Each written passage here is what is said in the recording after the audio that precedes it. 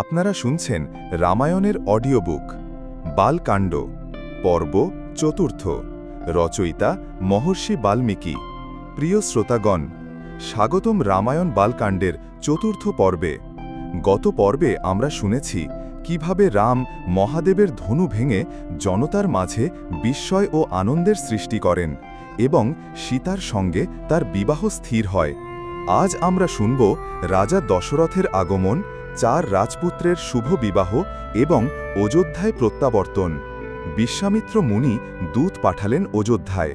রাজা দশরথকে সংবাদ দিলেন রামের ধনুভঙ্গ ও সীতার সঙ্গে বিবাহের সিদ্ধান্তের কথা। দশরথ খুশিতে সপরিবারে মিথিলার পথে রওনা দিলেন। সঙ্গে ভরত, শত্রুঘ্ন, অভিজাত পুরোহিত ও মন্ত্রীবর্গ। জনক রাজা তাদের রাজবাড়িতে সম্মানসহ বরণ করলেন।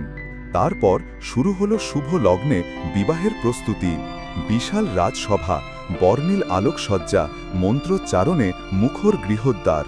প্রথমে রামের সঙ্গে বিবাহ হল সীতার, তারপর লক্ষ্মণের সঙ্গে উর্মিলা, ভরতের সঙ্গে মান্ডবী ও শত্রুঘ্নের সঙ্গে শ্রুতকীর্তির। চারদিকে আনন্দধ্বনি, জয় সিয়ারাম, জয় রঘুকুল। আকাশ ভরে উঠিল শঙ্খ, ঢাক, কাঁসরের ধ্বনিতে। জনক বললেন, আজ আমার কন্যারা সত্যিই ভাগ্যবতী, কারণ তারা এমন পুণ্যবান পতি প্রাপ্ত হয়েছে।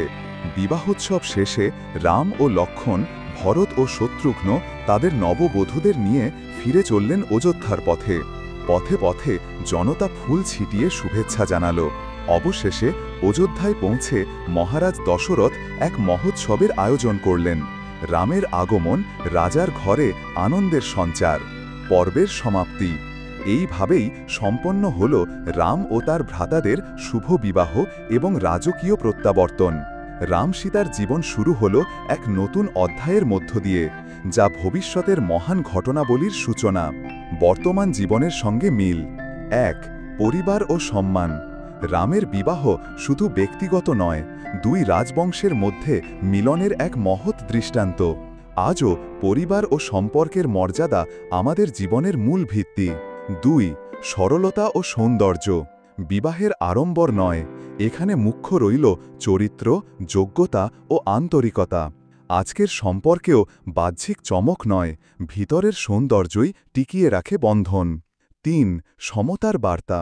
4 ভাইয়ের বিবাহ 4 ভিন্ন নারীর সঙ্গে, একটি সামাজিক ভারসাম্য যেখানে প্রত্যেক সম্পর্ক সমানভাবে গুরুত্বপূর্ণ। আমাদের সমাজেও প্রত্যেক সম্পর্কের মূল্য এক। শেষ কথা, প্রিয় শ্রোতা, আজ আপনি শুনলেন বিবাহ, বন্ধন ও পারিবারিক ঐক্যের এক অনন্য কাহিনী।